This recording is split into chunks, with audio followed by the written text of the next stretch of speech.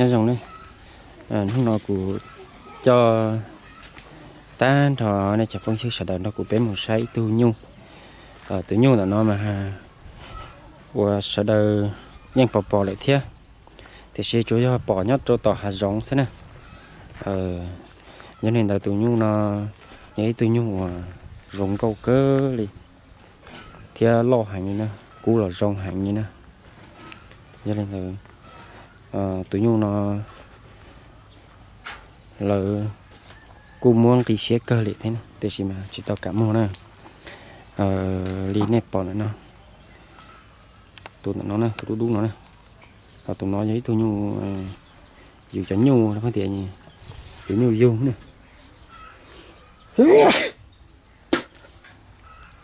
tụi nó chân trâu cái thế này nhưng cú chỉ chuồn té cú thế cú chỉ lo cú mẹ nó sẽ thì mà chơi đi cơ thế ở vô là cú giờ vô là ô nhung gai xứ thì mà lúc sau cho là bú cho là tù thì cho một tròn trâu này cú chân trâu cơ thế nào xong chia bé châu và ớt xiên làm y nó cho một tròn trâu là ít tu cú đầu cho là ít tu lại thế là cú chơi đi cơ thế trừ xanh chai tụi nó này tụi này bọn nó tụi nó giấy tụi nhu của tên không phải nhọc củ đó nè nhớ lò hành đúng chia lô tự sướng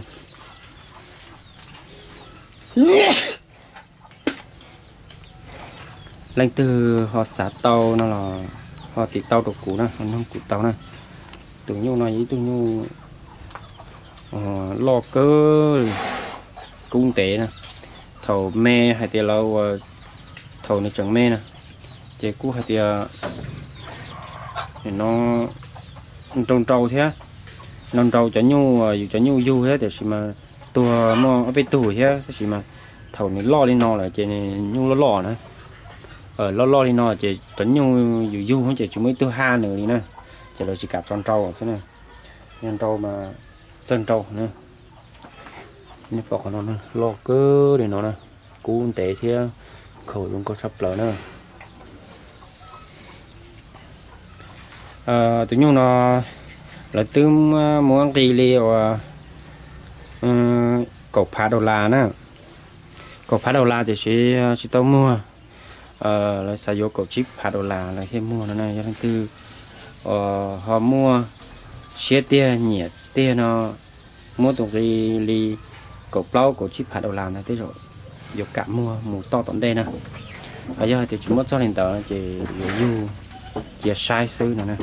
tôi nhu nó bị giấy tôi nhu chỉ cho lại chỉ dùng gì theo chỉ cho lại để tao dùng gì để nó này rồi nên bỏ con nó lo cớ thì nó là khi theo buôn đại nhau hồng vua nó sư bổ cơ thì nó chỉ tụ trứ này chỉ một chỉ tàu dê nè cún tệ một nó cún lòi nó nè cún lòi chăm ba nè cái này con này bỏ nó nè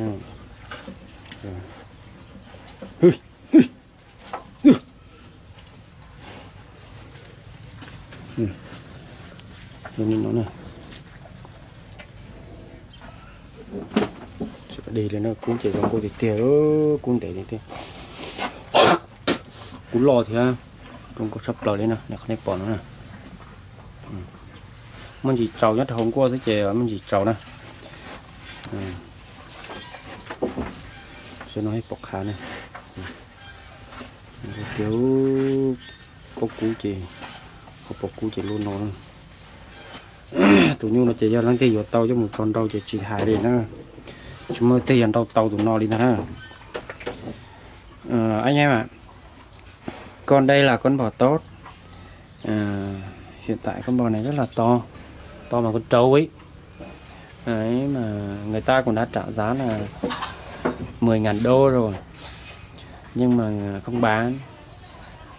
Nếu mà ai trả được giá tầm 14-15.000 đô ấy, thì sẽ bán. Đấy, nếu mà con không trả được giá như vậy thì chắc là sẽ nuôi để làm cảnh và cho anh em tham quan xem ấy. Đó, nếu mà ai xem thấy cái video này mà ai thiện chí ấy, có thể muốn mua anh về nuôi hoặc là làm cảnh hay là làm cái gì đấy thì có thể liên hệ với mình. Nó ai trả ra được tầm 14-15 ngàn đô là nó sẽ bán. Đó, như vậy đó. Con bò tốt này rất là đẹp luôn á, sừng cực kỳ đẹp luôn. Đấy, hồi nhỏ ấy, nghe nói là hồi nhỏ là có chọi với mấy con bò nhà ấy, chết mấy con rồi. Nhưng mà bây giờ nó lớn rồi, không có ai chịu chọi được nữa. Đó thì bây giờ thì để trong lồng vậy thôi. Đó, chỉ nuôi vậy thôi, cho nó ăn uống vậy thôi nha. Đấy. Ai thiện chí có thể liên hệ với mình nhé để mình trao đổi tới cụ thể và dẫn tới xem tại nhà luôn nhé. Đó thì nhung nó chỉ dùng gầu hả nha, bên này bỏ nó chỉ được đi. Đó, tụi nó là do ý tôi nhu gai thứ thì chỉ nhu chứ là tôi sửa chứ là cú nó cú chân trâu hết chỉ để thêm khi chia lên nó. Đấy, to như vậy nhá. Lồng nó lo việc tiêu thì nó lo thế nó phải nào nó bỏ được cú này khẩu trong chờ trong thịt tia này nữa.